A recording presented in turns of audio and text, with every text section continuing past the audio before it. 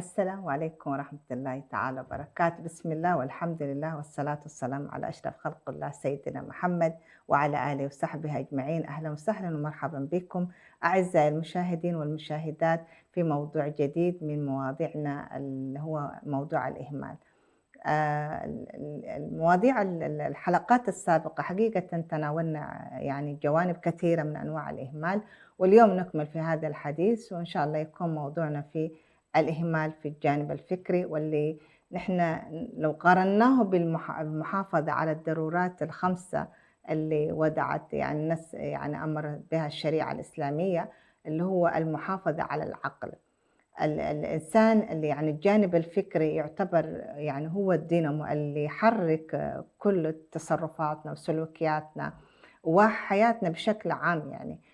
فنجد إنه كيف يكون الإهمال في هذا الجانب. حقيقة يعني المحافظة على العقل بما ينفع هذا العقل، يعني الآن من خلال وسائل التواصل نجد إنه للأسف كثير من المواد يعني اللي تكون هي عبارة عن سموم يعني أبنائنا يشاهدوها، ويعني يصل مرحلة إنه حتى عندهم أصبحت بعض الأفكار يعني إحنا نشوف أفكار غريبة وشاذة يعني.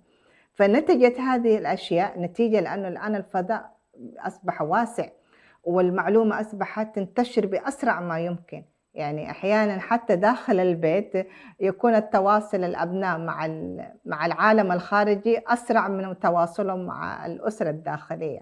فبما أن هذا هو الواقع وهذا هو الوضع اللي نحن نعيش فيه، لابد أن يكون عندنا أدوات وطريقة للتعامل معها. فإذا إحنا أهملنا في هذا الجانب اللي هو جانب العقل السليم في الجسم السليم، فإذا كان ابني يحمل أفكار شاذة، أفكار غريبة تؤثر يعني في حياته بشكل كبير، فيكون هذا جزء من أن أتحمل هذه المسؤولية. الطفل من سن مبكر، ما هو دوري أنا؟ إذا أنا أهملت الطفل أنا تركت ابني يعني لهذه الوسائل. يعني من الفجر يصحى، وكثير من يعني الأبناء وكثير من للأسف يعني الأسر اللي تكون أبنائها يعني من الصباح الباكر الأم مشغولة في البيت، الأب في العمل الخارجي، ويكون الطفل يترك لهذه الأجهزة. والأدهى والأمر يعني حتى إنه تقول لك الابن ما يأكل إلا أنا أفتح له جهاز، يعني يكون عمره أقل أحيانًا للأسف أقل حتى من عام واحد. فاتبرمج الطفل، يعني أنا عقلية هذا الطفل أصبحت الآن الأكل مرتبط عنده يعني كأنه استجابة شرطية، إنه الأكل مرتبط بهذه المتعة اللي هي مسألة الجهاز. فيعني نحن كنا عايشين زمان يعني بدون ما يكون في أجهزة، لكن حياتنا كانت مستمرة وما كان يأثر هذا الأمر. فهي نفس الأم ونفس الطفل ونفس التركيبة، الإنسان الله سبحانه وتعالى اللي يعني خلقنا بها لم تتغير، فقط اللي تغيرت طريقة أساليبنا نحن التربوية، الطريقة التي نربي بها أبنائنا. فأصبح يعني ما عندنا أدوات تواكب هذه التطور. فإذا كنت أنا أهملت في إنه أنا ما زي ما يقولوا يعني ما عملنا أبديت، يعني إحنا ما طورنا نفسنا، فبالتالي أنا أهملت في جانب أساسي، أهملت في الجانب رئيسي بالنسبة للطفل من خلال هذه المسائل، وتكون أنا كيف أثرت في طريقة تفكيره وفي عقليته. وأنا أحاور كثير من الشباب حقيقة يعني أحيانًا استغرب في نقاشاتهم، تقول لك أنا يعني شفت قصة في التيك توك واحدة مشهورة يعني تستدل بأشياء كلها يعني أحيانًا يعني ما أنزل الله بها من سلطان، حاسة أمور يعني الواحد يعني زي ما يقول واحد شيخنا يقول في أشياء حتى الشيطان يستحي منها يعني. فإذا كان هذه السموم وهذه الأشياء اللي تجعل الأبناء يكون في الجانب العقلي يؤثر، فلا بد أن أركز على هذا الجانب. نقطة أخرى من ضمن يعني تعتبر واحدة من أنواع الإهمال في الجانب الفكري للطفل، اللي هي عدم الإجابة على أسئلة الأطفال. وفي كل مرحلة الأطفال الأبناء عندهم أسئلة، فأنا كأم وأب لابد أن يكون عندي المعرفة وتكون عندي المعلومة كيف أجاب على ابني. إذا سألنا أسئلة تتعلق بالدين، تتعلق بالله سبحانه وتعالى، فلا بد أن أكون عندي الإجابة الشافية. أنا أطوّر نفسي، أنا يعني بدل ما هو يدخل في الجوجل وفي النت والآن الChatGPT يعني يدخل ويعرف كل الأشياء، فيكون أنا أكون بالنسبة له كمصدر داعم، وإنه أرشد ابني من أين يأخذ المعلومة الصحيحة. في نقطة أخرى حتى في الجانب الإهمال العقلي يأتي فيه جانب الإهمال في التعامل مع العواطف، مع المشاعر، ويتعامل مع الآخرين، يعني مثلًا خاصةً في حل المشكلات، لمّا تكون في أزمة معينة، كيف أنمّي حل المشكلات بالنسبة لابني، كيف أساعد ابني إذا أنا حصلت مشكلة وما كان أنا عندي أي دور إيجابي، فبالتالي أنا أهملت هذا الجانب. من أين تأتي للابن المهارات الحياتية؟ من أين يتعلم كيف يتصرف في مواقف الحياة؟ إذا كانت يعني الطفل في البيت يعني مجهول، ما في الأسرة ما عندها زمن ولا عندها استعداد، حتى من خلال الجلسات في البيت، يعني يكون الأب يقوم بدوره مثلًا يستفسر من أبنائه، إذا أنا ما أسأل ابني كيف كانت يومه، وكيف كانت يعني غدا يعني ما هي المشاكل اللي تواجهه في المدرسة وكيف حلها.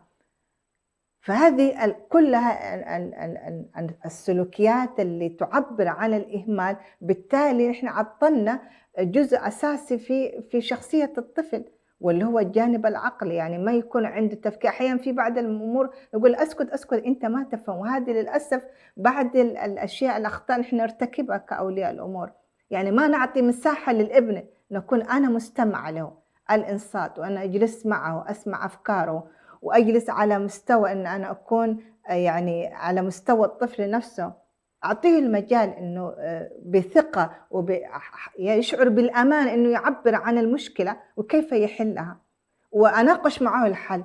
طيب لو حصل كذا كيف حيكون الوضع؟ وهذا يمكن إحنا ناقشناه في المهارات الحياتية، يعني أحيانًا أنا أعطي قصة معينة والقصد منها إنه كيف أدرّب ابني على إنه يحل المشكلة.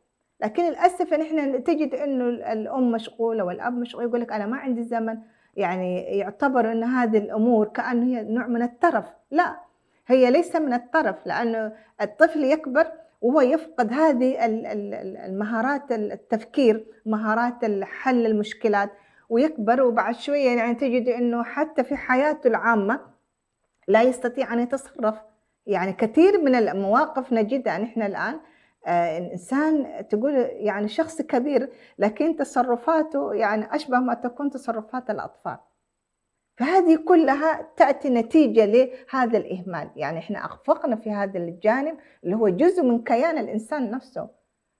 يعني كيف يكون الإنسان وإذا كان هو لا يعرف يتصرّف، يعني أحيانًا حتى في الأماكن العامة ما أعطي مجال لابني يعني يخوض تجربة، لأ أنا دايمًا معطّلة إمكانياته، لأ أنت ما تعرف، أنت صغير، أنت ما تفهم، طيب متى حيفهم؟ فإذا كان أنا ما أعطيته هذا المجال، هذه كلها من الأشياء اللي تعتبر ضمن اللي هي الإهمال العقلي، والأهم نقطة في الإهمال العقلي، الإهمال اللي هو الجانب التفكيري بالنسبة للطفل هي مسألة الأجهزة، وهذه الأجهزة حقيقةً الآن كثير من المختصين والعلماء حتى الغرب نفسهم اللي صنعوا الأجهزة الآن جاءت دراسات حديثة جدًا توضح إلى أي مدى أصبحت يعني تدمر يعني عقلية الأطفال، يعني أصبحت إنه الآن إدمان الأجهزة يعتبر أصبح أخطر من إدمان حتى المخدرات نفسها. فهذه الأجهزة تعطّل كل عمليات التفكير، تعطّل الإبداع عند الطفل، تعطّل يعني الطفل نفسه يعني حتى في تعامله مع إذا كان الجانب الاجتماعي أو حتى في دراسته، يعني الآن تجد إنه أغلب الطلاب تقول لِك تسأليها من مسألة أو من سؤال معيّن أسرع ما يكون على طول يعني مع الجهاز، يعني يا إما سألوا في الجوجل أو في ChatGPT أو غيرها من هذه الوسائل، الحقيقة اللي هي ما عطت مجال للتفكير الإبداعي، وبالتالي نحن عطّلنا كثير من الموارد البشرية بالنسبة لأبنائنا، وتكون هذه مسؤوليتنا، هذه مسؤولية يعني لابد إن إحنا نأخذها، بقوة، كما قال الله سبحانه: "يا يحيى خذ الكتاب بقوة". تربية الأبناء تحتاج للقوة، تحتاج للإرادة، تحتاج للكثير من الصبر، وتحتاج إلى إن نحن نتحملها بكافة جوانبها. وصلنا لختام حلقتنا، إلى أن نلقاكم في حلقة تانية من موضوع الإهمال. نستودعكم الله، والسلام عليكم ورحمة الله تعالى وبركاته.